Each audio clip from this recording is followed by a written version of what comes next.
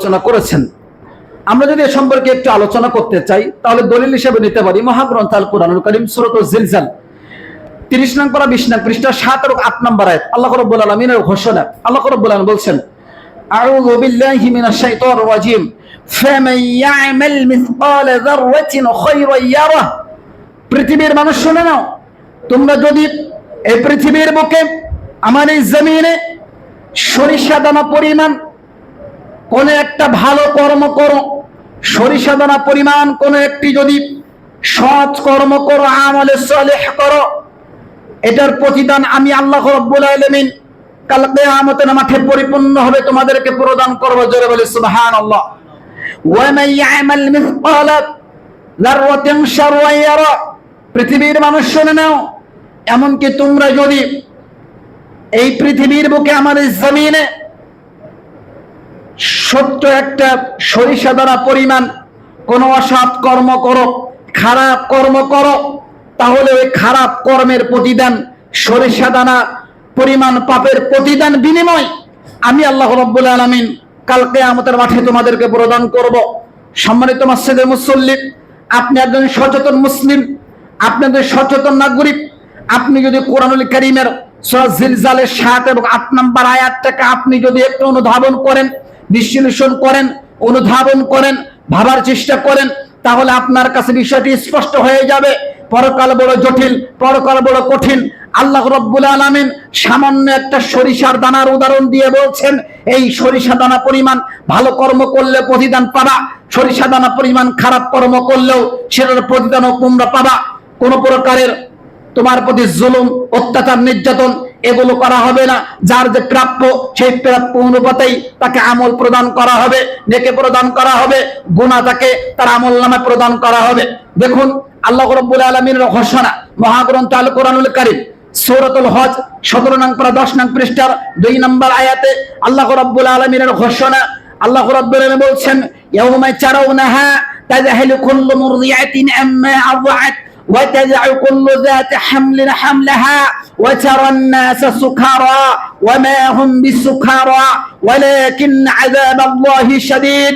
আল্লাহ বলছেন, পৃথিবীর মানুষ শুনে নাও, কিয়ামত যেদিন সংগঠিত হবে সেদিন তোমরা তোমাদের দুই চক্ষু দিয়ে প্রত্যক্ষ করবে একজন দুগ্ধপানকারী নারী, যে তার ছোট বাচ্চাকে, যে তার নয়নের পুত্রী কলিজার টুকরা আদরের সন্তানকে দুগ্ধপান করাই, ওই নয়নের পুত্রী কলিজার টুকরা আদরের সন্তান হাত থেকে পড়ে যাবে, ওই দুগ্ধপোষ্য শিশু মায়ের কোল থেকে পড়ে যাবে, কিন্তু মা বুঝতে সক্ষম হবে না। ও ভাইজান, আপনি শোনেন, আল্লাহ রাব্বুল আলামিন আরো বলছেন, পৃথিবীর মানুষ শুনে নাও, এমনকি যে সকল নারীরা গর্ভধারণ করেছে ওই সকল নারীরা সন্তান প্রসব করে ফেলবে, গর্ভপাত করে ফেলবে, কিন্তু ওই সকল মায়েরা, ওই সকল বোনেরা বুঝতে সক্ষম হবে না। ও ভাইজান, একজন মুসলিম মাই জানে সন্তান প্রসব করানো কতটা বেদনাদায়ক। একজন মুসলিম মা বলতে পারে একটা সন্তান প্রসব করানো কতটা কষ্টদায়ক। আমরা বিভিন্ন পেপার পত্রিকায়, বিভিন্ন মেডিকেলে আমরা খোঁজ নিয়ে আমরা দেখতে পাই কত মা সন্তান প্রসব করাতে গিয়ে মৃত্যুবরণ করে, কত মা দেখা যাচ্ছে সন্তান প্রসব করাতে গিয়ে পৃথিবীর মায়া ত্যাগ করে ওই মা, ওই বোন মারা যায়। তাহলে সেই মা উপলব্ধি করতে পারে সন্তান প্রসব করানো কতটা বেদনাদায়ক। অথচ আল্লাহ বলছেন, পৃথিবীর মানুষ শুনে নাও, যে সকল নারীরা গর্ভধারণ করেছে ওই সকল নারীরা তার গর্ভ ধারণ করে ফেলবে, গর্ভ খসে যাবে, একথা আল্লাহ সুবহানাহু ওয়া তাআলা বলছেন। এরপরের অংশে আল্লাহ রাব্বুল বলছেন, ওমা হুম বিসুকারা। হে নবী, আপনি শোনেন, সেদিন আপনি মানুষদেরকে মাতালের মতো দেখবেন, কিন্তু আসলে তারা কি নয়, মাতাল নয়। এমন পরিস্থিতি কেন ঘটতে থাকবে? কারণ কিয়ামতের এই প্রকম্পন এতটা ভয়াবহ হবে, কিয়ামতের প্রকম্পন এতটা বেদনাদায়ক হবে। এই ভয়াবহতার কারণে, এই পরিস্থিতি জটিল হয়ে যাওয়ার কারণে দুগ্ধপানকারিণী নারী দেখা যাচ্ছে তার সন্তানকে হাত থেকে পড়ে যাবে, গর্ভবতী নারীরা সন্তানকে গর্ভপাত করে ফেলবে, মানুষরা মাতলামি করতে থাকবে, কিন্তু আসলে তারা মাতাল নয়। এই পরিস্থিতিগুলো ঘটতে থাকবে শুধুমাত্র কিয়ামতের প্রকম্পনের কারণে। সম্মানিত উপস্থিতি, আমি আপনাদেরকে দিয়ে বুঝাই কিয়ামত বড় কত কঠিন, কিয়ামত কত জটিল। দেখুন আল্লাহ রাব্বুল আলামিনের ঘোষণা, আল্লাহ রাব্বুল আলামিন অন্যত্র মহাগ্রন্থ আল কোরআনুল কারীম সূরাতুল আবাসা 30 নং সূরা 5 নং পৃষ্ঠার 34 35 36 37 এই চারটি আয়াতের মধ্যে আল্লাহ রাব্বুল আলামিন আরো কঠিন ভাবে বলছেন, আউযু বিল্লাহি মিনাশ শাইতানির রাজীম, ইয়াউমা ইয়াফিরুল মারউ মিন আখি, যেদিন কিয়ামত সংগঠিত হবে। ও পৃথিবীর মানুষ শুনে নাও, ইয়াউমা ইয়াফিরুল মারউ মিন আখি, যেদিন কিয়ামত সংগঠিত হবে সেদিন মানুষ তার ভাই থেকে পলায়ন করবে, ওয়া উম্মিহি ওয়া আবি, মা তার পিতা থেকে পলায়ন করবে, ওয়া সাহিবাতিহি ওয়া বানি, স্ত্রীরা তার সন্তান সন্ততি থেকে পলায়ন করবে। আজকের ভাই ভাই কত মিল, কত ভালোবাসা, কত মহাব্বত। আপনার ছোট ভাইকে কেউ প্রহার করেছে, আপনি ছুটে গেছেন প্রতিশোধ নেওয়ার জন্য। আপনি একজন মা, আপনার পিতাকে আপনি ভুলে যাচ্ছেন। আপনি একজন মা, আপনার সন্তানকে আপনি ভুলে যাচ্ছেন। কেন ভুলে যাচ্ছেন? এই কিয়ামতের প্রকম্পনের কারণে। কিয়ামতের দিন আপনি তাদের ভুলে থাকবেন, তাদের থেকে আপনি পালিয়ে বেড়াবেন। এ কথা আল্লাহ রাব্বুল আলামিন মহাগ্রন্থ আল কোরআনুল কারীমের সূরা আবাসার 34 থেকে 37 নম্বর আয়াতের মধ্যে আলোকপাত করেছেন। সম্মানিত উপস্থিতি, দেখুন কিয়ামত কত জটিল হতে পারে। আরো দুইটা হাদিস আপনাদেরকে উপস্থাপন করি। আল্লাহ রাসূল সাল্লাল্লাহু আলাইহি সাল্লামের সহধর্মিণী মা আয়েশা রাদিয়াল্লাহু তাআলা আনহা হতে বর্ণিত, তিনি বলেন, সহিহুল বুখারী গ্রন্থের 6527, সহিহ মুসলিম 2869, মিশকাত 5536 নম্বর হাদিসের বর্ণনায় পেয়ে যাবেন। আল্লাহ রাসূল সাল্লাল্লাহু আলাইহি সাল্লামকে আমি বলতে শুনেছি, বিচারে কাঠগড়াতে কিয়ামতের দিন মানুষদেরকে যখন কিয়ামতের মাঠে উপস্থাপন করা হবে, তখন মানুষের নগ্ন পদে নগ্ন দেহে খতনাবিহীন অবস্থায় সমবেত করা হবে। মানুষের পরনে কোনো কাপড় থাকবে না, মানুষের পায়ে জোড়া স্যান্ডেল থাকবে না, মানুষের খতনা দেওয়া থাকবে না। একথা আয়েশা রাদিয়াল্লাহু তাআলা আনহার সামনে আল্লাহর নবী সাল্লাল্লাহু আলাইহি ওয়াসাল্লাম উল্লেখ করলেন। আল্লাহর নবী সাল্লাল্লাহু আলাইহি ওয়াসাল্লাম বর্ণনা করলেন। একথা শুনে আয়েশা রাদিয়াল্লাহু তাআলা আনহা আশ্চর্য হয়ে গেলেন। বলছেন, আল্লাহর নবী আপনি বলছেন কি, মানুষের পরনে যদি কোনো কাপড়ই না থাকে, মানুষের পরনে যদি কোনো কাপড়ই না থাকে, তাহলে একজন আরেকজনের লজ্জা স্থানের দিকে দৃষ্টিপাত করবে। আল্লাহর নবী, পরিস্থিতিটা কি একটা লজ্জাদায়ক হয়ে যাচ্ছে না? আল্লাহ নবী বলছেন, আয়েশা শোনো, পরিস্থিতি আরো জটিল হবে, কিয়ামতের মাঠ এত কঠিন হবে, সেদিন মানুষ নিজের ছাড়া আর কারোর দিকে তাকানোর মতো কোন অবস্থায় পরিস্থিতি সে থাকবে না। ও ভাইজান, আপনি একটু অন্তরে অনুধাবন করেন, একটা আপনি ভাবেন তো, মানুষের পরনে সেদিন কাপড় থাকবে না, মানুষের খতনা দেওয়া থাকবে না, মানুষের পায়ে জুতা স্যান্ডেল থাকবে না, কিয়ামতের মাঠ এত জটিল হবে, এত কঠিন হবে। একথা আল্লাহর নবী সাল্লাল্লাহু আলাইহি ওয়াসাল্লাম উল্লেখ করেছেন।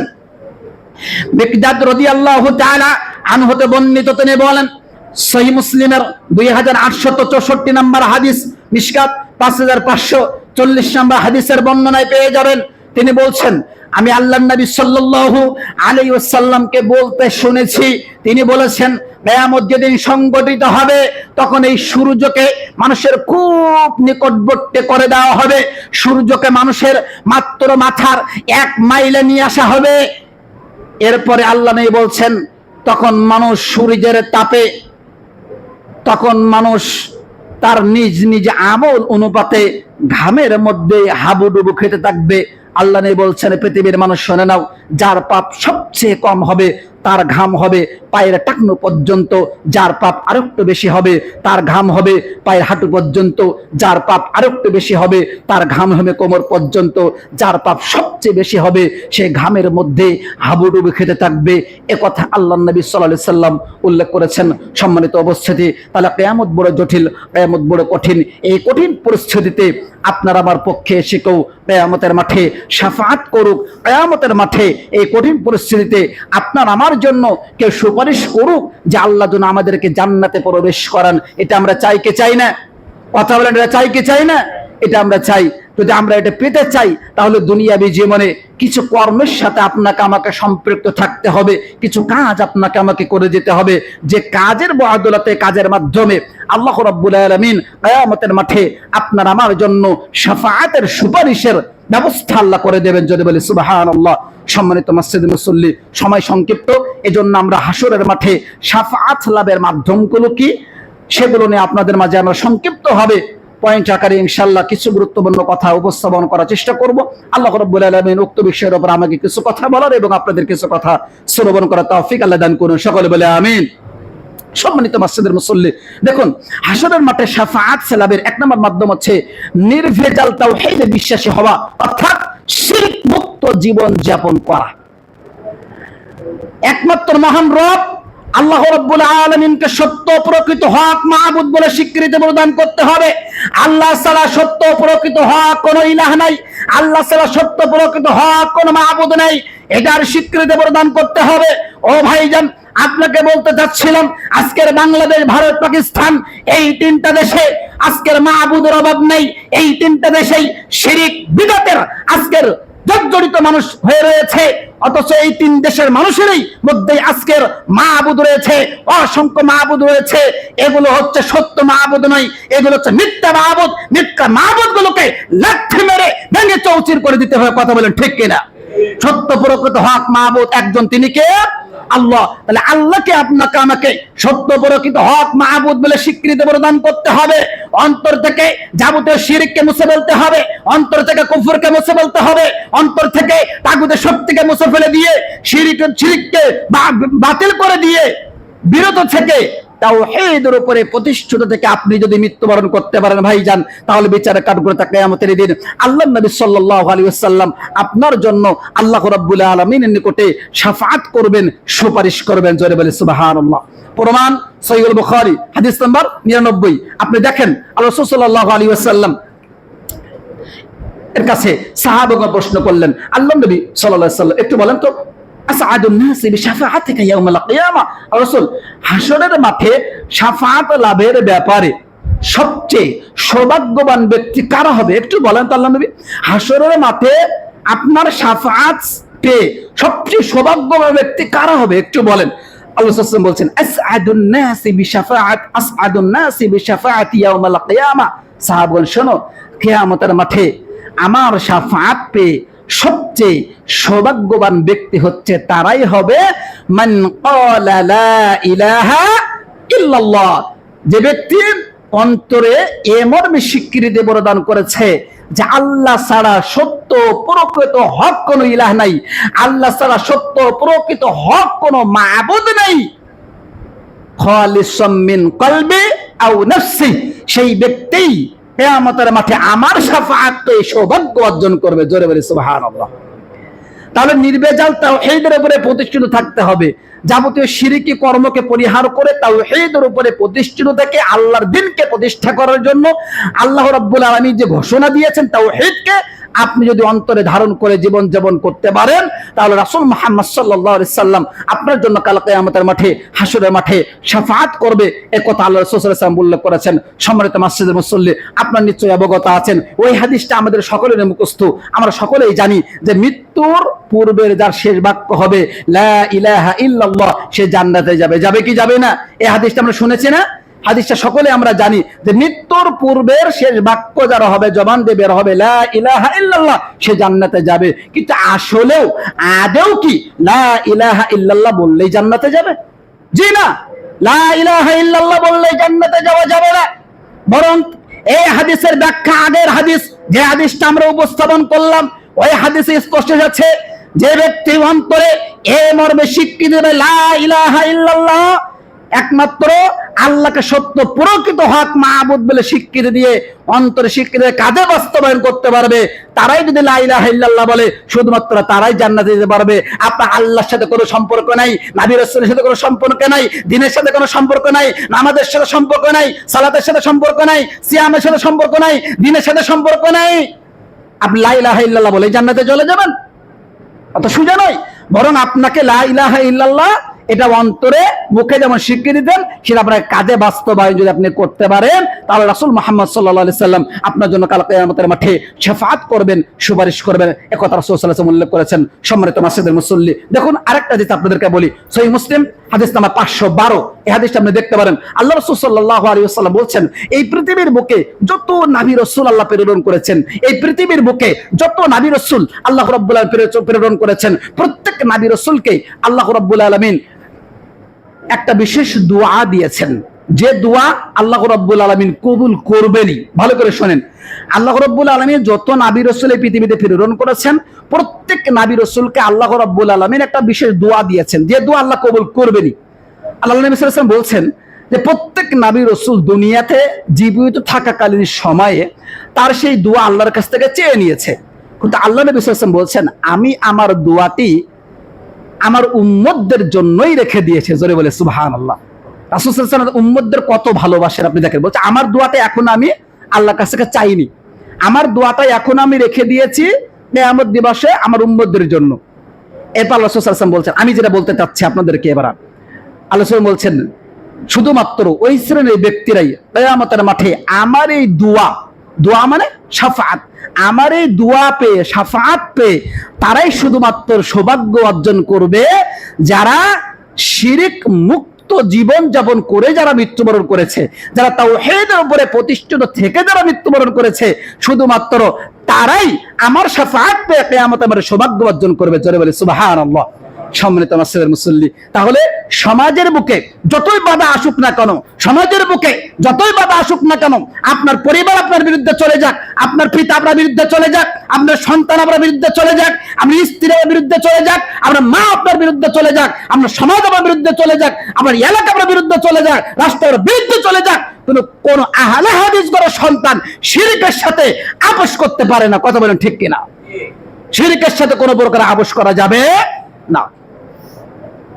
সুতরাং শিরক মুক্ত জীবন যাপন করতে পারলেই আপনি কিয়ামতের মাঠে টিকতে পারবেন, আল্লাহ রাসূলের কাছ থেকে আপনি শাফাআত পেয়ে সৌভাগ্য অর্জন করবেন। আল্লাহ রাব্বুল আলামিনের দায়িত্বহীন ঘোষণা মহাগ্রন্থ আল কোরআনুল কারীম সূরাতুল মাঈদা 6 নং পারা 19 নং পৃষ্ঠার 72 নম্বর আয়াত আপনি দেখবেন, ইন্নাহু মান ইশরিকা বিল্লাহ ফাকাদ হারামাল্লাহু আলাইহিল জান্নাহ ওয়া মাওয়াহুন নার ওয়া মা লিয-যালিমিনা মিন আনসার। আল্লাহ বলছেন নিশ্চয়ই যারা এই মহান রব আমার সাথে অংশীদার স্থাপন করবে, শিরক করবে, ফাকাদ হারামাল্লাহু আলাইহিল জান্নাহ, আমি আল্লাহ তার জন্য জান্নাতকে হারাম করে দেব, ওয়া মাওয়াহুন নার, তার জন্য রয়েছে কঠিন আযাব, কঠিন শাস্তি, সেটা হচ্ছে আগুন, সেটা হচ্ছে জাহান্নাম, সেই জাহান্নামে আমি তাকে প্রবেশ করাবো, ওয়া মা লিয-যালিমিনা মিন আনসার, এবং এই সকল জালিমদের কিয়ামতের মাঠে কোনো সাহায্যকারী থাকবে না। ও ভাইজান, তাহলে যারা শিরকে কর্ম করে তাদেরকে আল্লাহ জালিম বলেছেন, আর এই জালিমদের কিয়ামতের মাঠে কোনো সাহায্যকারী থাকবে না। কাজেই শিরকে আপনি কর্ম করলে আপনার পিছনে যাবতীয় সৎ আমল, নেক আমল নষ্ট হয়ে যাবে। শিরকে কর্ম করলে জান্নাত হারাম হয়ে যাবে, শিরকে কর্ম করলে আপনার জন্য জাহান্নাম অবধারিত হয়ে যাবে। কাজেই আমরা শিরক মুক্ত জীবন যাপন করার চেষ্টা করব, আর শিরক মুক্ত জীবন যাপন করতে পারলে কিয়ামতের দিন রাসূল মুহাম্মদ সাল্লাল্লাহু আলাইহি ওয়াসাল্লাম আপনার আমার জন্য শাফাআত করবেন, সুপারিশ করবেন। সুতরাং আসুন যাবতীয় শিরকে কর্মকে বর্জন করে তাওহীদের প্রতিষ্ঠিত থেকে মৃত্যুবরণ করার চেষ্টা করি। আল্লাহ আমাদের সেই তৌফিক দান করুন। সকলে বলি আল্লাহুম্মা আমিন। সম্মানিত মাসজিদের মুসল্লি, এরপরে আসি আমরা, সময় যেহেতু সংক্ষিপ্ত, আমরা সংক্ষিপ্ত বলে আমরা ছেড়ে দেবো ইনশাআল্লাহ। এরপরে হাসরের মাঠে শাফাআত লাভের আরেকটা গুরুত্বপূর্ণ ছোট্ট আমল, সেটা হচ্ছে আযানের দোয়া পাঠ করা। কি পাঠ করা ভাই? আযানের দোয়া পাঠ করা। দেখুন, আল্লাহ রাব্বুল আলামিন জান্নাতের মধ্যে একটা উচ্চ মর্যাদা সম্পন্ন স্থান তৈরি করেছেন, যে জায়গাটার নাম হচ্ছে মাকামে মাহমুদ। কি বলেন? মাকামে মাহমুদ, ওসিলা নামক জায়গা, সম্মানিত জায়গা। আর এই পৃথিবীতে আল্লাহ রাব্বুল আলামিন পৃথিবী সৃষ্টির পর থেকে নিয়ে আজ পর্যন্ত যত নবী রাসূল পৃথিবীতে এসেছেন, যত সাহাবী এসেছেন, তাবিঈগণ এসেছেন, যত মানুষ এসেছেন, এবং কিয়ামত পর্যন্ত যত মানুষ এই পৃথিবীর বুকে আসবে, এই সমস্ত নবী রাসূল মানুষের মধ্য হতে আল্লাহ রাব্বুল আলামিন শুধুমাত্র একজন ব্যক্তিকেই এই জান্নাতের মধ্যে উচ্চ মর্যাদা সম্পন্ন স্থান ওসিলা নামক জায়গাটা আল্লাহ দান করবেন। তিনি হলেন মুহাম্মদ রাসূলুল্লাহ, সকলে বলে সাল্লাল্লাহু আলাইহি ওয়াসাল্লাম। সুবহানাল্লাহি ওয়া বিহামদি, সুবহানাল্লাহিল আযীম। আর আল্লাহ রাসূল সাল্লাল্লাহু আলাইহি ওয়াসাল্লাম বলছেন, কেউ যদি আমার জন্য এই জান্নাতের মধ্যে উচ্চ মর্যাদা সম্পন্ন স্থান ওসিলা নামক জায়গা আমার জন্য কামনা করে, তাহলে আমি রাসূল সাল্লাল্লাহু আলাইহি ওয়াসাল্লাম ওয়াদা করলাম তার জন্য আমি জান্নাতে নিয়ে যাওয়ার জন্য আল্লাহর নিকটে কিয়ামতের মাঠে শাফাআত করব, সুপারিশ করব। জোরে বলে সুবহানাল্লাহ। তাহলে আমাদেরকে কিয়ামতের মাঠে শাফাআত নেওয়ার প্রয়োজন আছে না নাই? প্রয়োজন আছে। এটা নিতে হলে কি করতে হবে? রাসূল সাল্লাল্লাহু আলাইহি ওয়াসাল্লামের জন্য আল্লাহর নিকটে শাফাআত নামক জায়গা, ওসিলা নামক জায়গাটা কি করতে হবে? প্রার্থনা করতে হবে, চাইতে হবে। তাহলে এটা আমরা চাইবো কিভাবে? এ চাওয়ার পদ্ধতি কি? আল্লাহ সাল্লাল্লাহু আমাদেরকে শিক্ষাও দিয়ে দিয়েছেন কিভাবে আমরা এটা চাইবো। আপনি দেখেন, প্রমাণ সহিহ বুখারী 414 নম্বর হাদিসটা আপনি দেখতে পারেন। আল্লাহ রাসূল সাল্লাল্লাহু আলাইহি ওয়াসাল্লাম এখানে বলছেন যে, জাবির রাদিয়াল্লাহু তাআলা থেকে বর্ণিত, তিনি বলছেন, মান ক্বালা হিনা ইসমাউন নাদা, মুয়াজ্জিন যখন আজান দিবে, আজানের পরে তোমরা বলো আল্লাহুম্মা রাব্বা হাযিহি দাওয়াতি তাম্মা। এখানে একটা বিষয়, এটা বলার পূর্বে সহিহ মুসলিম 384 নম্বর হাদিস আপনি দেখতে পারেন। 384 নম্বর হাদিস আসছে, মুয়াজ্জিন যখন আজান দেয়, মুয়াজ্জিন যা বলে তোমরাও তাই বলো। আবার দেখেন সহিহ বুখারী 613 নম্বর হাদিস, ওই হাদিসে আসছে মুয়াজ্জিন যখন হাইয়া আলাস সালাহ হাইয়া আলাল ফালাহ বলে, তোমরা তার প্রতি উত্তরে বাক্য কি করো, চেঞ্জ করে বলো লা হাওলা ওয়ালা কুওয়াতা ইল্লা বিল্লাহ। তাহলে মুয়াজ্জিন যখন আজান দিচ্ছে আপনি হুবহু তাই বলেন, হাইয়া আলাস সালাহ হাইয়া আলাল ফালাহ জায়গায় লা হাওলা ওয়ালা কুওয়াতা ইল্লা বিল্লাহ বলেন। আজান শেষ, এবার আল্লাহ বলছেন কেউ যদি আমার উপরে একবার দুরূদ পাঠ করে তাহলে কি হবে, আল্লাহ রাব্বুল আলামিন তার উপরে 10 বার রহমত বর্ষণ করবেন। জোরে বলি সুবহানাল্লাহ। দুরূদ বলতে দুরূদে ইব্রাহিম। আজকে বাংলাদেশের বুকে দুরূদের অভাব নাই, কত রকমের যে দুরূদ আপনি নেবেন, দুরূদের কোনো হিসাব নেই। অথচ রাসূলের নাম শুনলে সংক্ষিপ্তভাবে দুরূদ পাঠ করবেন সাল্লাল্লাহু আলাইহি ওয়াসাল্লাম। আর বড় দুরূদ আপনি পড়বেন দুরূদে ইব্রাহিম, আল্লাহুম্মা সাল্লি আলা মুহাম্মদ ওয়া আলা আলি মুহাম্মদ কামা সাল্লাইতা আলা ইব্রাহিম ওয়া আলা আলি ইব্রাহিম ইন্নাকা হামিদুম মাজিদ, আল্লাহুম্মা বারিক আলা মুহাম্মদ ওয়া আলা আলি মুহাম্মদ কামা বারাকতা আলা ইব্রাহিম ওয়া আলা আলি ইব্রাহিম ইন্নাকা হামিদুম মাজিদ। এই দুইটা দুরূদ ব্যতীত পৃথিবীর বুকে যত প্রকারের দুরূদ রয়েছে সবগুলো হচ্ছে